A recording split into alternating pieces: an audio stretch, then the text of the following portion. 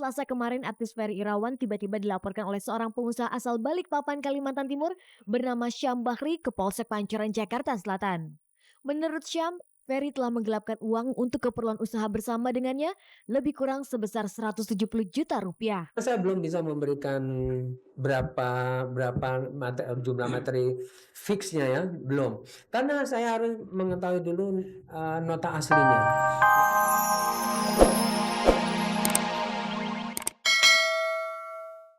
Selamat sore pemirsa, kembali lagi saya Ade Herlina menjumpai Anda dalam tangan paling bergengsi, Cek dari Cek.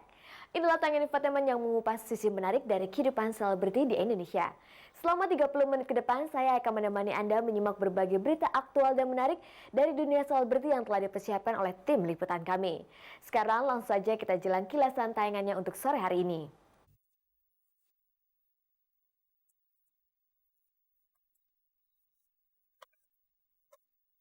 Bucek Deep makin getol berolahraga para layang meskipun ia sempat mengalami kecelakaan yang membuat tulang kakinya patah.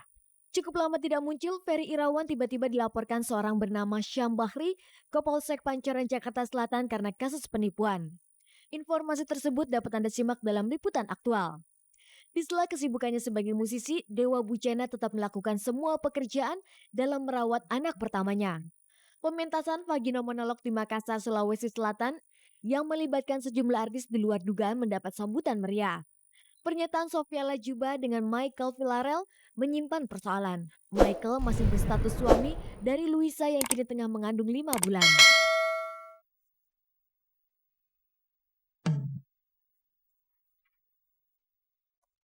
Dengan alasan menyukai kegiatan yang bisa meningkatkan adrenalin, aktor Bucek Deep menggeluti olahraga para layang.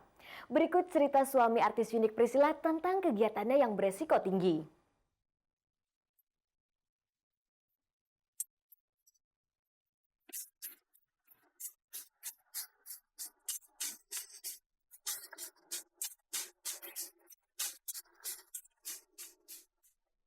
Meskipun pernah mengalami kecelakaan yang mengakibatkan tulang kakinya patah dan membuatnya harus mengenakan tongkat selama 3 bulan, namun artis Bucek Deep tidak pernah kapok untuk bermain para layang.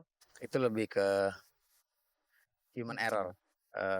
Saya sebenarnya tidak dalam kondisi untuk melakukan penerbangan, tapi karena ya itu saya bilang intermediate syndrome itu, bagus kok cuaca, tempat nyaman, kita udah hafal tempatnya, kita tahu ininya, akhirnya tidak lagi melihat detail-detail yang kecil gitu loh. Lebih memutuskan dengan emosi ya akhirnya cedera ya. Saya udah terbang lagi dari bulan Maret kemarin, saat saya udah 5 bulan deh dari ininya.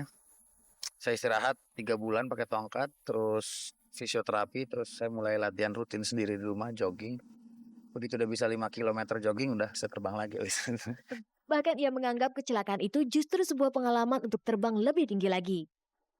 Kita dapat satu kejadian itu bukan berarti kita terus mundur atau berhenti, tapi kalau gue lebih ke belajar dari pengalaman gitu. Jadi apa yang kita lakukan saat itu sehingga kita mendapat celaka itu harus dijadikan satu pelajaran yang sangat mahal sebenarnya. Lantas sejak kapan ayah 4 anak ini menggemari olahraga yang terbilang berbahaya itu? Kepada tim Cek dari Cek, ia bertutur tentang hobinya itu. 2001 saya mulai belajar basic training para layang. Sekarang saya sudah dapat license-nya, udah kurang lebih 150 kali terbang dengan durasi 35 jaman lah kira-kira. Awalnya dulu karena lihat teman-teman yang sama-sama suka olahraga outdoor juga, kok bisa ya gitu orang-orang gitu. Kenapa nggak dicoba aja gitu. Ternyata begitu dicoba menyenangkan banget. Ada beberapa tempat, Sumedang, Garut, Puncak ya. Di luar itu ada di Bali. Oh ya di Cipanas juga pernah kita coba, di Cibadak arah ke Pelabuhan Ratu juga udah pernah kita coba. Akhir bulan Juli saya akan ke Malang kalau nggak ada halangan. Ada pertandingan, terus habis itu kita bikin tur para layang. Kemampuannya bermain para layang sempat pula disaksikan oleh tim Cek dari Cek. Bucek terlihat menguasai peralatan terbangnya. Berapa lama sih ia bisa benar-benar sampai menguasainya? Kalau berapa lamanya mungkin tergantung daripada siswanya ya, kebisaan dia, waktunya bagaimana. Kalau dia bisanya setiap hari mungkin akan lebih cepat lagi gitu. Cuman kalau ada juga yang sampai setahun juga ada gitu. Saya sampai pilot license setahun lebih. Karena memang saya tidak ngejar cepat mendapat lisensi, tapi saya mengejar bagaimana saya bisa terbang dengan baik dulu.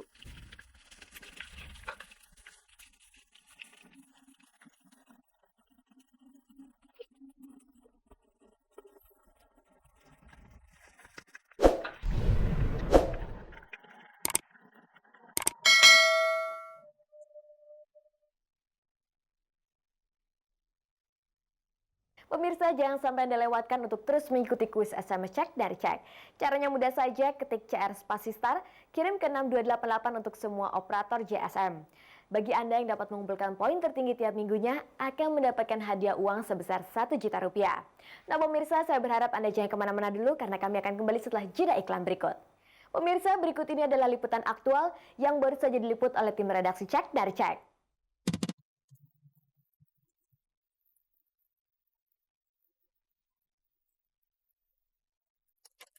Cukup lama tidak terdengar kabar beritanya, Selasa kemarin artis Ferry Irawan tiba-tiba dilaporkan oleh seorang pengusaha asal Balikpapan, Kalimantan Timur bernama Syam Bahri ke Polsek Pancoran, Jakarta Selatan.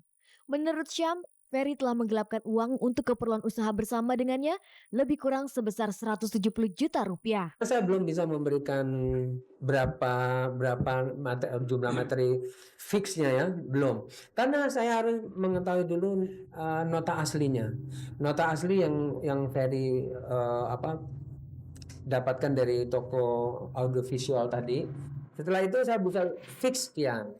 Tapi saya perkirakan antara 170 juta. Perkenalan Syam dengan Ferry berawal saat dirinya menggunakan jasa keartisan Ferry untuk meramaikan sebuah pesta pernikahan kerabat yang ia tangani. Setelah itu hubungannya dengan Ferry semakin dekat, bahkan diakuinya sudah seperti saudara. Suatu saat keduanya sepakat untuk mendirikan sebuah rumah produksi. Ketika itu lagi-lagi Syam memberikan kepercayaan kepada Ferry untuk menangani perusahaan mengingat pengalaman rekannya tersebut di dunia entertainment. Masalah kemudian muncul setelah Ferry mengajukan sejumlah budget untuk pembelian peralatan yang mengatasnamakan Ferry Irawan. Suatu saat karena ada beberapa kecurigaan yang saya rasakan, maka saya coba melihat nota. Saya cari, saya pengen tahu itu harganya benar nggak. Setelah saya cari, saya nggak bisa temukan ya karya audiovisual itu di Jalan Pluit sekian itu ternyata tidak ada alamatnya itu ya. Jadi semua fiktif. Nah akhirnya saya ke Glodok, ternyata dia tidak ke sana. Dari informasi toko yang ada di Glodok, saya ditunjukkan bahwa pembelanjaan Ferry waktu itu saya perkirakan tidak sampai 90 juta. Ya, kok banyak betul gitu.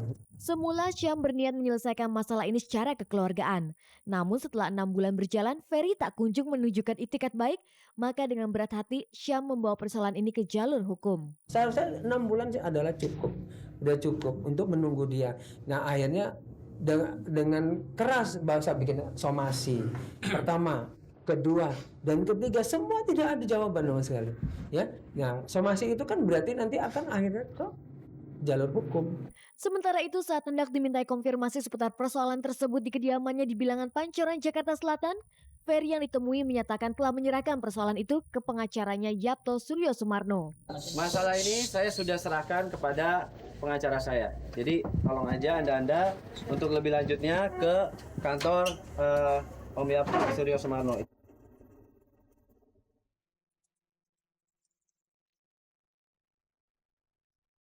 Gitaris sandal Dewa Bujana mengaku mengerjakan sendiri semua pekerjaan merawat bayi pertamanya dengan senang hati. Hal itu dilakukan Bujana berbarengan dengan pekerjaannya sebagai musisi. Berikut gambaran kesibukan personel grup band Gigi itu dan gayanya saat merawat sang buah hati Dewa Gede Mahawisnu Devananda.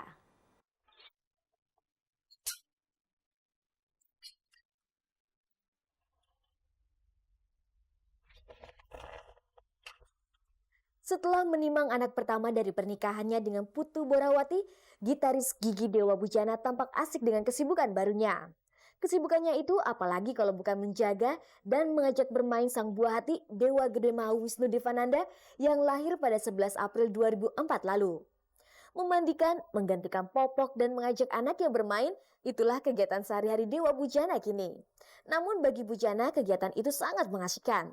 Karena itulah pria yang sangat mahir memetik dawai-dawai gitar betah berlama-lama di rumahnya yang asri di kawasan Sanur, Bali. Walaupun jaraknya jauh akhirnya bisa bareng ya. Jadi tahu proses mulai nggak tahu ngomong nggak jelas itu udah tahu. Pokoknya semua sih udah ya ngelihat dulu aja kalau ibunya dia mandiin gimana. Oh ntar besoknya nyoba gitu.